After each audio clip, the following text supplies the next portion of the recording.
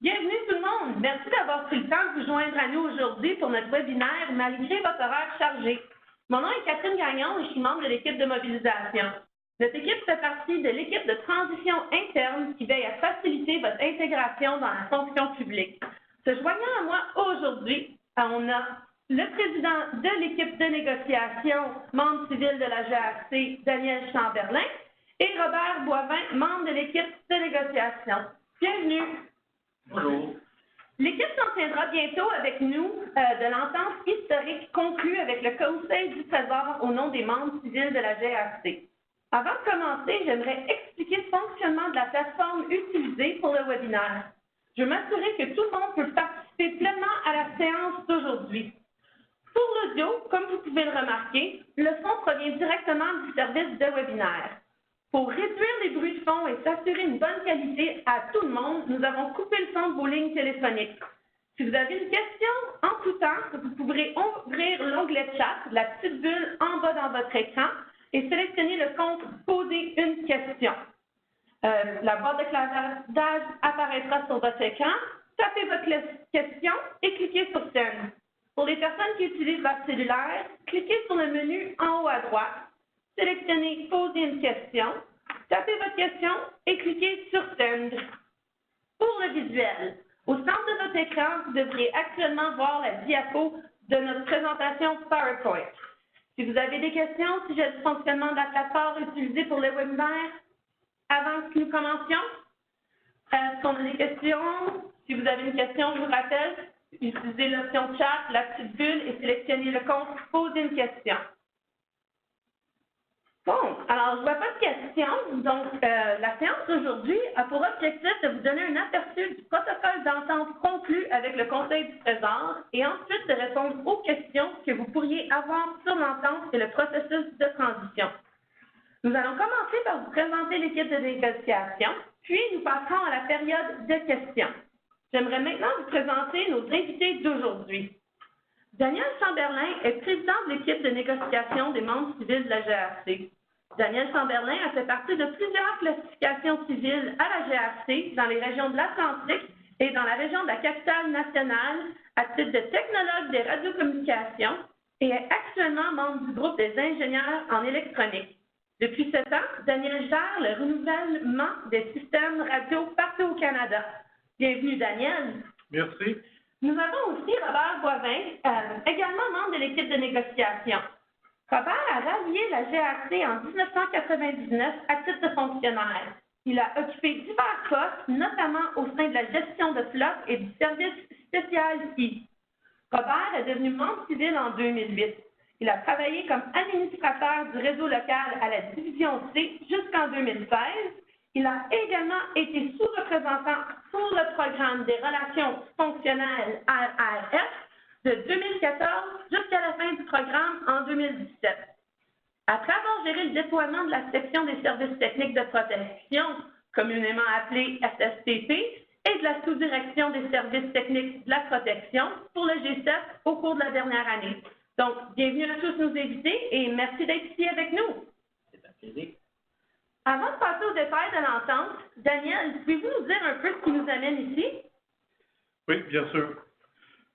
Comme nos membres civils le savent bien, cette question dure depuis très longtemps. En 2016, la Cour suprême du Canada a reconnu, dans une affaire concernant l'Association de la police montée de l'Ontario, qu'empêcher les membres civils et les membres en uniforme de la GRC de faire partie d'une unité de négociation est inconstitutionnel. C'est pourquoi la loi sur les relations de travail dans la fonction publique a été modifiée pour permettre aux membres civils et aux membres en uniforme d'être employés par le Conseil du Trésor et de se syndiquer comme le reste de la fonction publique fédérale. L'employeur était tenu de prendre des mesures concrètes pour assurer une transition efficace des membres civils vers la fonction centrale publique. C'est ce qu'on appelle le processus de conversion.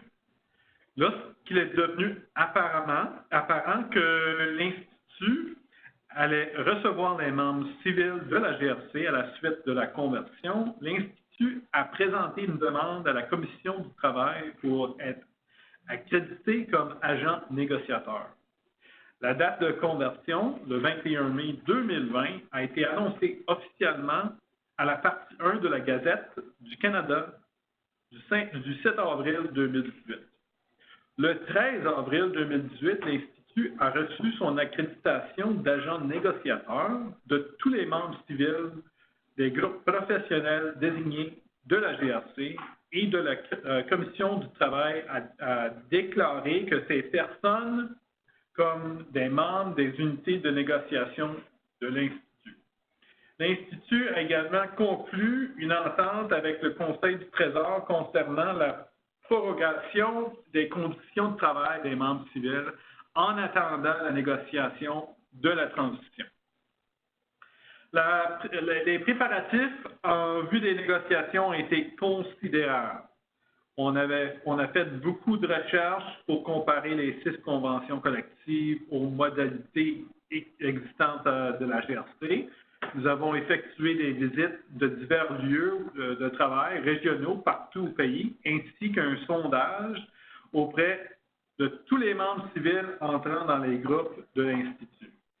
36 de nos membres civils ont répondu au sondage, qui est un taux de réponse pas mal élevé pour ce genre de sondage. Fait peu surprenant, les questions les plus importantes pour les membres civils, selon le sondage, étaient les congés annuels, les congés maladie et la durée du travail. Nous avons sollicité la participation des membres de l'équipe de négociation et nous avons également tenu une conférence de négociation de 2 jours pour les membres civils en novembre dernier. En se fondant sur les commentaires reçus à la suite de ces activités, l'équipe de négociation a finalisé une proposition à la remise au Conseil du Trésor en janvier de cette année.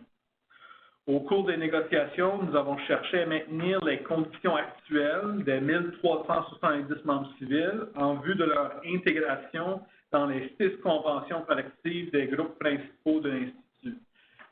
Ces discussions ont eu cours à une table centrale, une équipe de négociation représentant l'Institut, un autre représentant le Conseil du Trésor et soutenu par la direction de la GRC. Le Conseil du Trésor a cherché à harmoniser les modalités applicables aux membres civils avec les conventions collectives existantes et s'est opposé à tout changement visant à maintenir les modalités uniques pour les membres civils après leur intégration. L'employeur a cité fréquemment Phoenix comme raison pour laquelle il ne pouvait pas créer des modalités uniques pour les membres civils en vertu de leur convention collective. Après 9 jours complets de négociations couvrant 3 ensembles de dates, les parties ont demandé conjointement la nomination d'un médiateur le 9 mai 2019. Nous nous sommes retrouvés dans un impasse sur les questions les plus importantes pour nos membres, soit donc le congé annuel, le congé maladie et la durée du travail, ainsi que la rémunération. Merci beaucoup, Daniel. C'est vraiment de la bonne information pour les membres civils.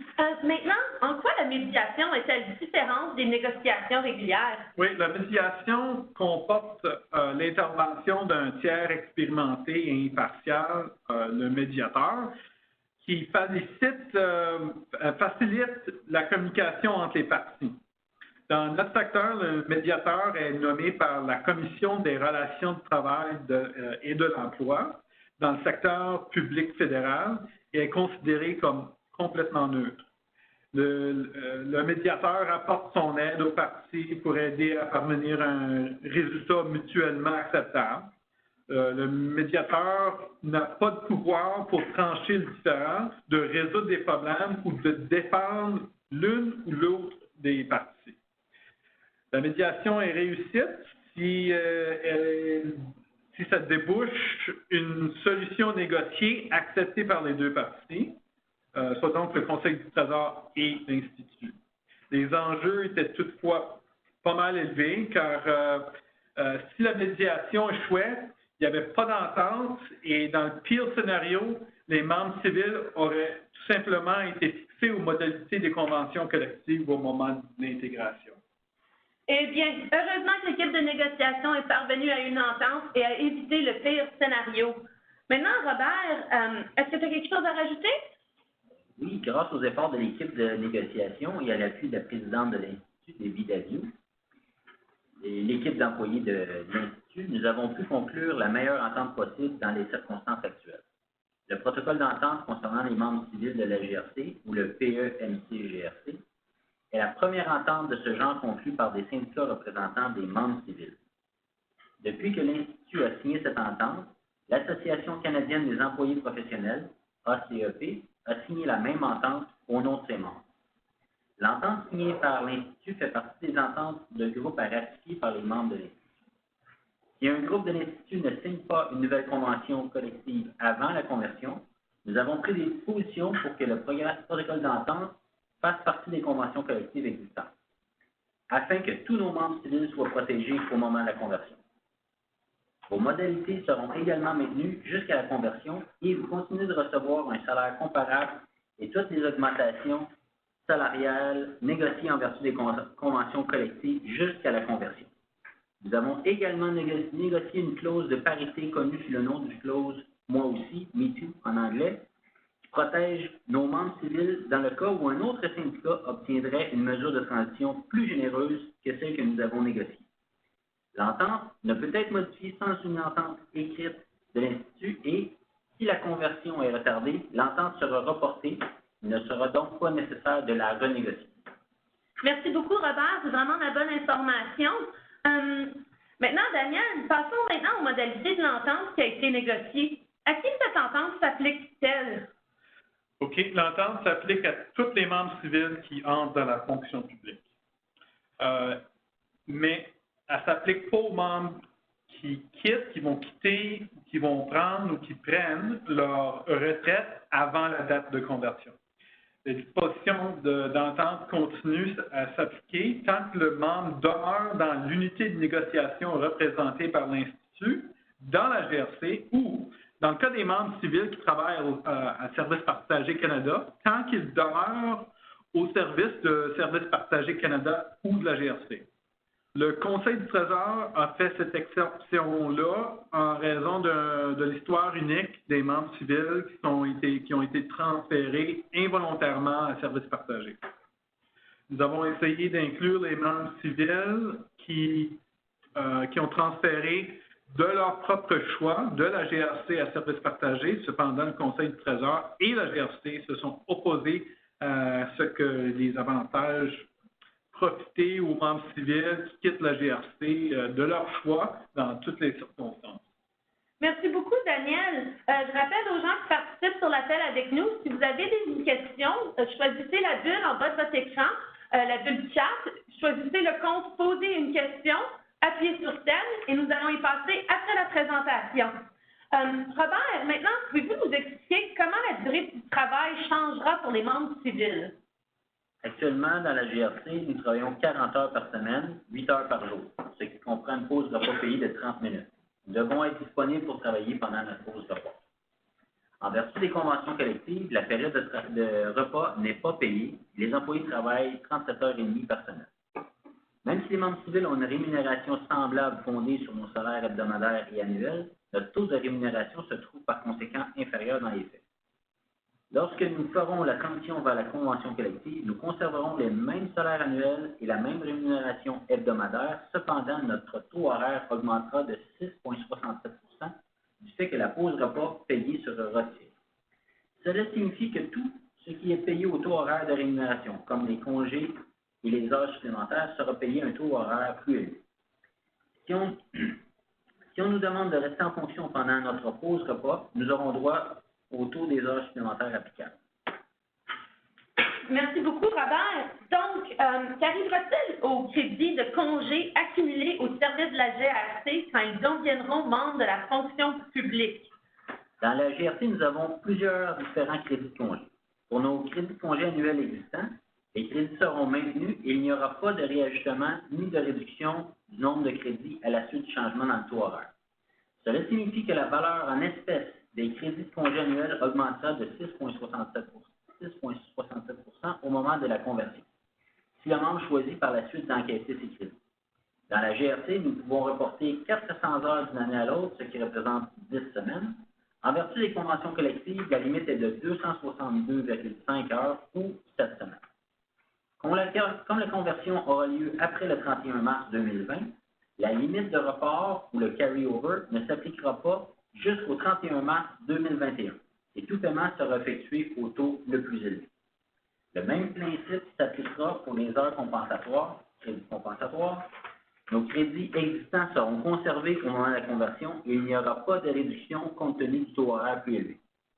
Donc, la valeur de ces crédits se trouvera également rehaussée de 6,67 %. Les règles pour l'accumulation des heures compensatoires sont différentes dans les conventions collectives si on le compare à celles appliquées à la GRC.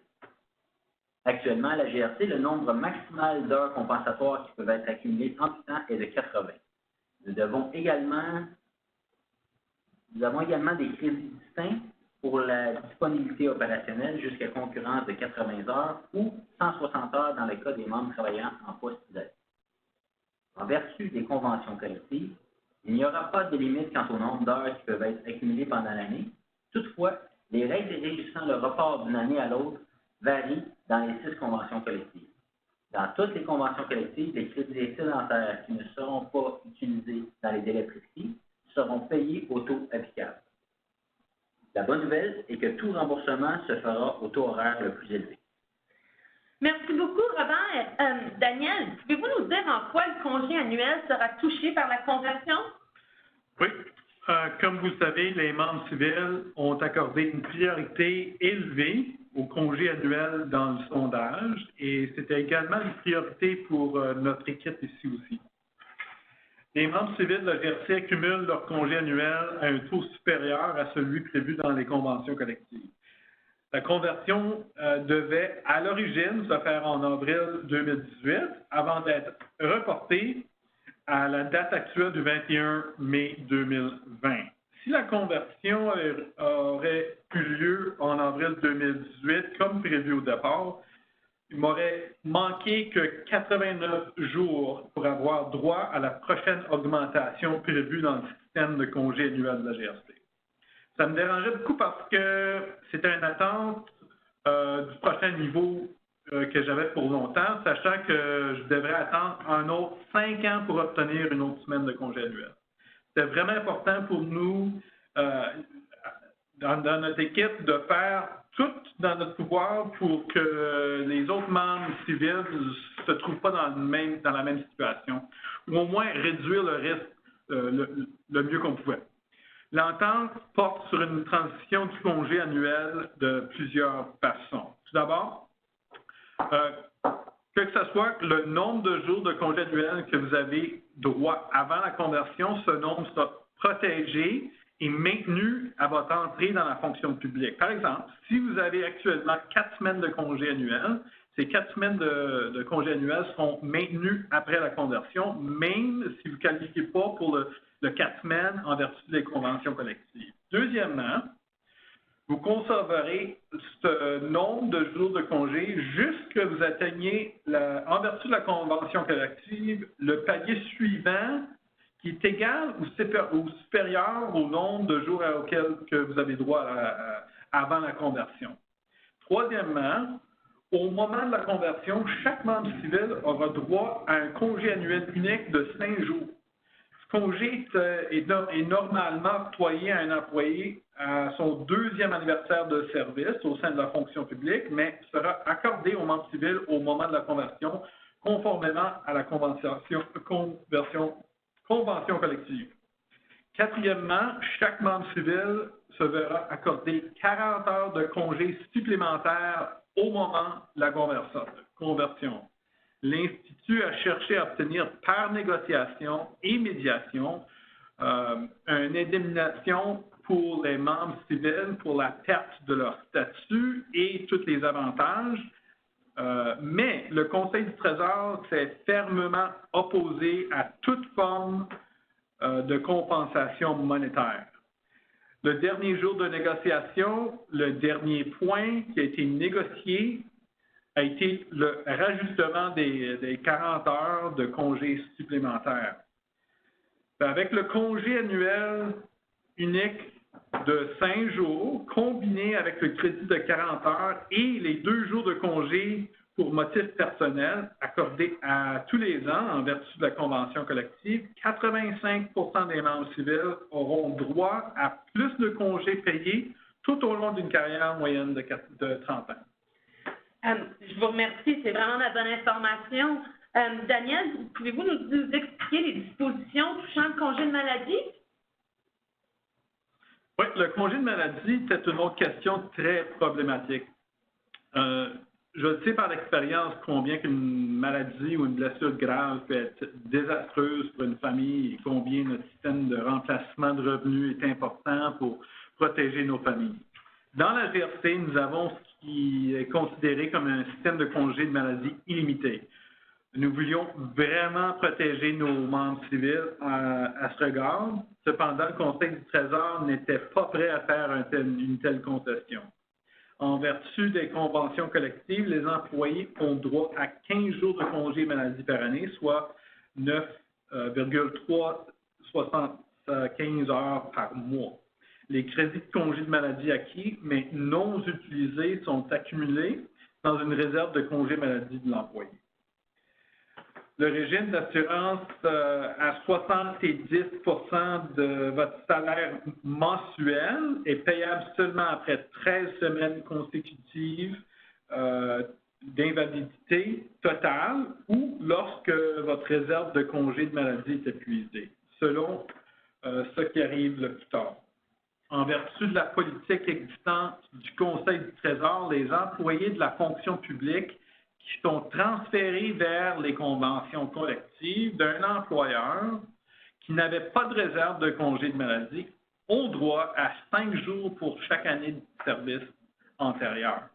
L'Institut a retenu les services d'un actuaire pour aider notre équipe à examiner les lacunes de cette approche concernant les congés de maladie, ainsi que les lacunes du remplacement de revenus pour les membres qui sont transférés du régime des congés de maladie actuels. Nous avons également examiné les données de l'employeur portant sur l'utilisation de congés de maladie à la GRC, puis l'utilisation est considérablement inférieure à celle dans la fonction publique centrale. Nous avions 2 objectifs à ce point-là. Le premier objectif, c'était de veiller à ce que tous les membres, indépendamment à leur nombre d'années de service, un minimum de jours de congé de maladie pour couvrir la période d'attente de 13 semaines. Le deuxième objectif était d'assurer que les membres, que le nombre de jours de congé de maladie accordés ne soit pas inférieur à ce que les membres civils moyens auraient pu avancer dans sa réserve s'il y aurait eu un tel réserve tout au long de sa carrière, en se fondant sur les taux d'utilisation moyenne des congés de maladie. L'entente prévoit pour les membres civils, une fois intégrés, une banque de congés de maladie d'au moins 13 semaines ou de 10 jours par année de service calculé au taux de 6,25 heures pour chaque mois de service complété, le plus élevé des 2 nombres étant retenu. Merci, Daniel. C'est vraiment de la bonne information. Je crois également comprendre que l'entente protège les dispositions existantes relatives aux funérailles et aux enterrements des membres civils de la GRC. Robert, pouvez-vous nous expliquer ce qu'il en est? Pour les membres civils de la GRC, il y a des avantages disponibles pour couvrir les dépenses des funérailles d'un membre civil, des membres tués en fonction ou au décès d'un membre retraité. Cela comprend également l'enterrement dans un cimetière désigné par la GRC. Cela peut représenter des économies considérables pour la famille d'un membre ou d'un membre retraité. En vertu de l'entente, l'employeur a convenu de maintenir ses avantages et ses droits pour les anciens membres civils. À la retraite, ces droits sont reconduits jusqu'au décès des employés. Merci beaucoup, Robert. Daniel, pouvez-vous nous parler de la protection des prestations de réinstallation à la retraite? Oui, c'est une autre question qui peut coûter cher aux membres civils qui ont dû déménager pendant leur carrière. Je suis un des 247 membres civils de l'Institut qui sont admissibles à un déménagement à la retraite. Les coûts associés au déménagement peuvent être considérable. Lorsque j'ai été transféré du Nouveau-Brunswick à Ottawa, c'était une grosse décision pour ma famille et moi-même.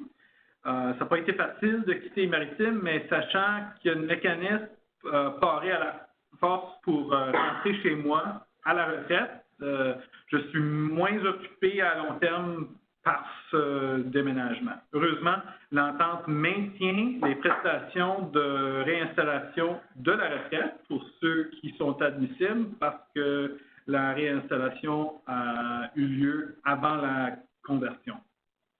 Merci beaucoup, Daniel. Je suis certaine que ça doit être un soulagement, un gros soulagement pour vous et votre famille. Maintenant, je veux juste rappeler aux gens qui participent à l'appel, si vous avez une question, vous pouvez choisir la bulle en bas de votre écran, la bulle chat. Choisissez le compte poser une question, tapez votre question et cliquez sur Send. Nous y arriverons après la présentation. Maintenant, Robert, y a-t-il d'autres points qui ont été réglés au cours des négociations? Plusieurs questions ont été abordées au cours des négociations qui ont résulté en une lettre d'engagement de la GRC. La GRC a remis à l'Institut une lettre confirmant plusieurs points. À la GRC, nous avons certains membres qui commencent à travailler dès 6 heures le matin. Cependant, pour certaines conventions collectives, ce serait à l'extérieur des heures normales de travail, donc ce ne serait pas autorisé. La GRC a convenu de maintenir l'heure de début de journée à 6 heures lorsque les priorités opérationnelles le permettent. Les membres civils ont actuellement le droit de prendre un maximum de 60 minutes par semaine pour leur conditionnement physique. La GRC convient également de permettre le maintien de cette pratique lorsque les nécessités du service le permettent. Il y a également deux situations dans lesquelles les modalités d'emploi de la GRC donnent droit à un congé payé qui ne sont pas précisément reconnus dans les conventions collectives. Il s'agit de l'aide à la réinstallation d'un parent veuf ou d'un frère ou d'une sœur orphelin et de la visite d'une personne dont l'état de santé est critique. Il est précisé dans la lettre qu'un membre peut demander un congé payé en vertu des conventions collectives dans de telles situations. On aborde également dans la lettre la question de l'état de capacité d'intervention opérationnelle, operational readiness en anglais. Nous avons eu des discussions considérables à l'égard de cette question à la table de négociation. Après l'intégration, les dispositions prévues dans la convention collective touchant la disponibilité, en anglais stand-by, s'appliqueront. Cependant, si la GRC exige d'un membre qu'il reste au travail après les heures de travail, qu'il s'agisse de son lieu de travail ou d'un lieu temporaire de travail, ces heures seront traitées comme des heures supplémentaires et rémunérées au taux applicable. Merci beaucoup, Robert. Avant de passer à la période de questions des membres, y a-t-il des points que l'équipe aimerait aborder? Daniel? Oui, je pourrais parler brièvement des questions des heures supplémentaires. Dans la GRC, les membres qui font des heures supplémentaires sur un jour de repos sont rémunérés au taux double. Le libellé dans les conventions collectives varie, mais en règle générale, les heures supplémentaires effectuées sur un premier jour de repos sont rémunérées à temps et demi. C'est quelque chose que nous sommes battus pour maintenir après la conversion, mais cependant, le Conseil du Trésor et la GRC sont fortement opposés sur ça pour plusieurs raisons. Ils ne voulaient pas conserver dans la convention collective une disposition plus avantageuse qui risquait de créer un précédent et était déterminée à maintenir l'uniformité entre les employés de l'État et les membres civils nouvellement intégrés. Ils ont également soutenu que Phoenix ne permettait pas de maintenir une catégorie d'emploi distincte. Même si on n'était pas d'accord avec leur point de vue, c'était clair que nous n'allions pas obtenir l'entente si nous tenions ferme à notre position concernant les heures supplémentaires. Notre analyse a relevé que l'augmentation du taux d'horaire allait compenser pour les heures supplémentaires effectuées à temps et demi plutôt qu'à temps double. Il y a tout de même une perte, et c'est quelque chose que nous avons souligné pour obtenir une compensation. Merci beaucoup, Daniel. Merci beaucoup, Robert, pour ce survol détaillé. Maintenant, nous allons passer aux questions. La première question. Qu'arrivera-t-il à mes congés annuels après la conversion? Donc, nous avons mené un sondage et des consultations auprès de nos membres, ce qui nous a permis d'établir que le congé annuel était l'une des principales priorités, non pas la principale priorité de nos membres. Ce point a été l'un des derniers points réglés en médiation. Au début des négociations, nous nous sommes donnés pour objectif de préserver autant que possible les avantages et les droits existants. Le Conseil du Trésor et la GRC cherchaient toutefois à appliquer des dispositions des conventions collectives aux membres civils, à quelques exceptions. En fin de compte, nous avons dû nous concentrer sur le meilleur résultat possible dans les circonstances pour le plus grand nombre de membres possible, en protégeant les congés annuels existants au moment de la conversion et en les combinant avec l'ajout d'un congé unique de 5 jours, de 2 journées de congé pour motif personnel et d'un rajustement de 40 heures de congé à la conversion. De plus, pour plus de 85% des membres, ça va résulter en une amélioration de la situation du côté des congés. Et je tiens à préciser que le 40 heures de réajustement, c'est vraiment la forme de compensation qu'on a réussi à obtenir de la part de l'employeur dans le cadre des négociations. C'est un congé unique qui va être donné au moment de la conversion. Et le 5 jours de congé, c'est aussi un congé qui est unique. Mais les 2 jours personnels, c'est des congés qui sont récurrents, qui vont être à chaque année. Merci beaucoup. Excellente réponse, Robert. On a une autre question. En tout cas, si vous avez une question, vous pouvez utiliser le chat, choisir le compte poser une question et nous l'envoyer en direct. Maintenant, la prochaine question. Pourquoi le rajustement des congés annuels n'est-il pas calculé au prorata afin que ceux qui perdent de plus de congés obtiennent le rajustement le plus substantiel? Lorsque nous nous sommes engagés dans le processus de négociation, nous voulions obtenir une compensation pour tous les membres civils afin de pallier à la perte de leur statut au sein de la GRC et aux avantages potentiels qui y étaient associés. Même si certains membres perdent des journées de congé annuelles par rapport à la structure existante, il peut y avoir d'autres répercussions qui touchent les membres différents. Le congé de maladie, les heures supplémentaires et l'assurance vie en sont quelques exemples. Dès le début des pourparlers, le Conseil du Trésor et la GRC étaient réticents à offrir quelques compensations que ce soit.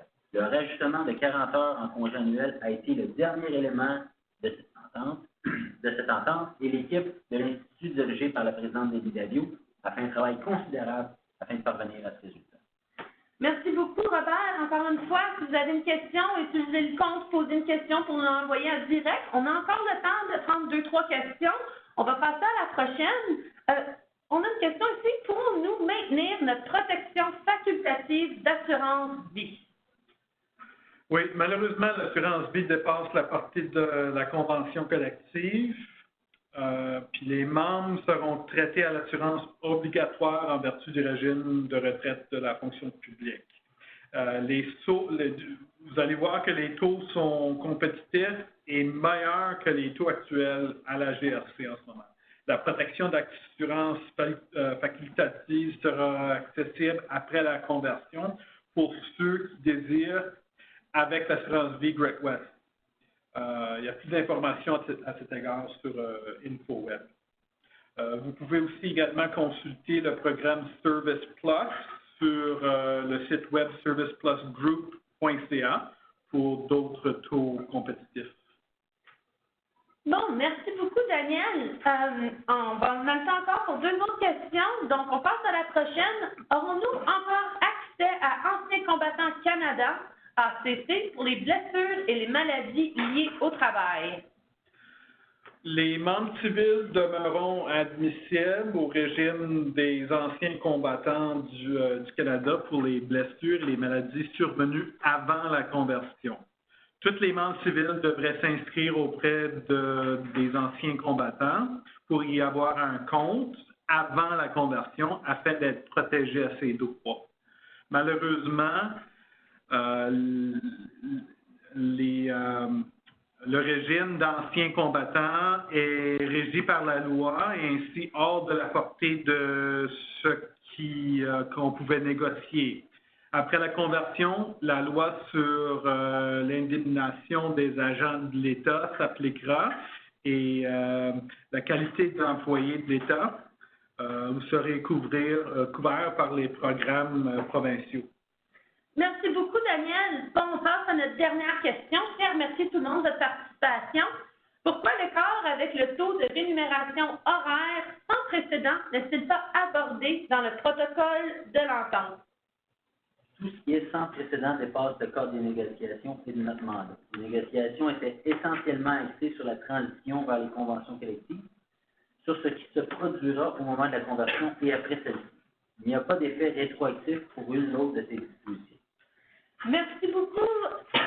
Merci beaucoup, Robert. Merci à tout le monde pour vos questions et vos points de vue. On sait que tout le monde a des horaires chargés, alors puis malheureusement, nous manquons de temps. Si vous n'avez pas eu le temps de répondre à votre question aujourd'hui, si on n'a pas eu le temps d'y répondre, nous sommes heureux de répondre par courriel. Vous pouvez toujours écrire en tout temps à membre-civil@ipfpc.ca si vous avez une question pour l'équipe de négociation.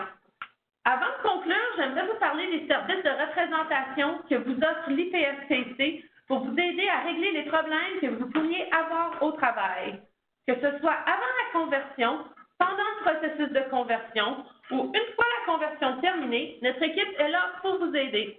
Les agents de relations de travail mentionnés dans ce document sont des représentants chevronnés de l'Institut et sont là pour aider les membres civils de la GRC partout au pays. Je tiens à remercier les présentateurs aujourd'hui, Daniel et Robert, dont le travail et le dévouement ont permis d'obtenir la meilleure entente possible pour les membres civils. J'aimerais aussi vous remercier tous et toutes pour vos questions pertinentes et votre participation au webinaire aujourd'hui. Nous nous efforçons de rejoindre toujours plus de membres civils possible et nous aimerions que vous poursuiviez ces conversations importantes à votre lieu de travail. Si vous désirez nous aider à organiser une séance d'information comme celle-ci à votre lieu de travail ou ailleurs, envoyez-nous un message à membre-civil@ipfpc.ca. Il y a aussi une adresse courriel que vous pouvez voir au bas de l'écran. Donc, merci à tout le monde d'avoir fait du webinaire aujourd'hui un franc succès. Au plaisir de vous parler bientôt.